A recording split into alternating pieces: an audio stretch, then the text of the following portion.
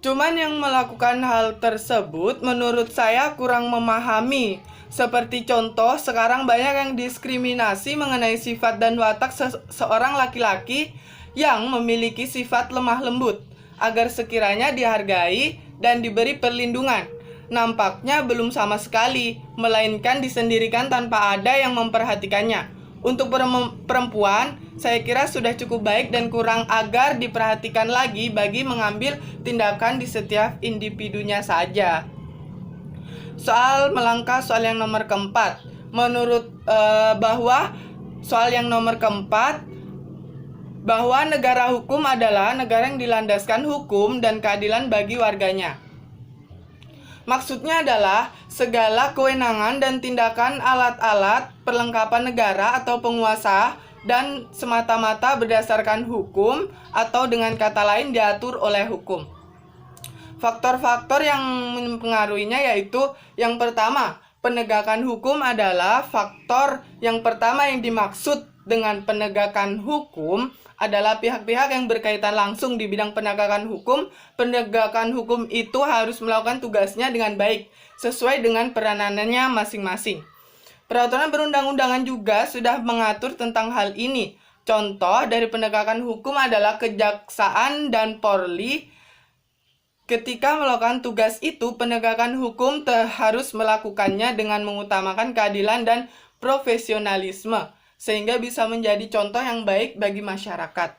Yang kedua faktornya yaitu masyarakat.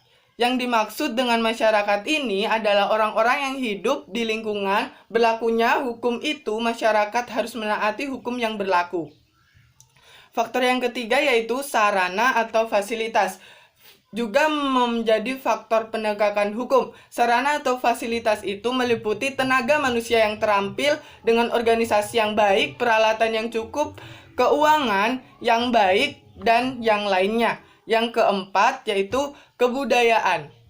Dapat kita lihat bahwa budaya di Indonesia ini sangat banyak sekali, yaitu sebagai hasil karya yang didasarkan pada manusia dalam kehidupan sosial. Budaya ini juga menjadi salah satu poin yang menjadi faktor penegakan hukum di Indonesia.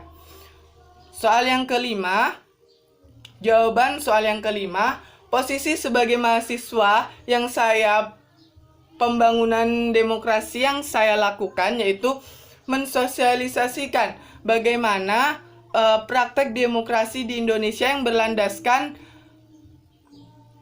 dengan Pancasila dan tidak menyalahi aturan-aturan yang berlaku, lebih mengutamakan pendapat yang bersifat penting bersama dan melakukan perubahan sumber daya manusia yang bersifat egois dan hanya untuk kepentingan tertentu secara bertahap.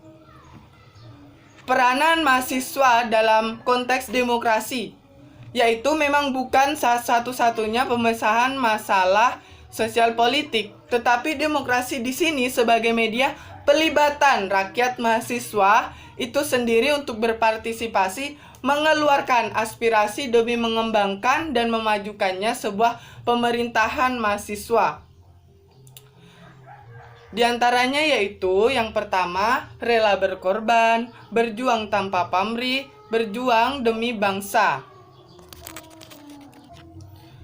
Untuk jawaban nomor terakhir, nomor 6, kenapa negara Indonesia ini tetap eksis pada saat ini?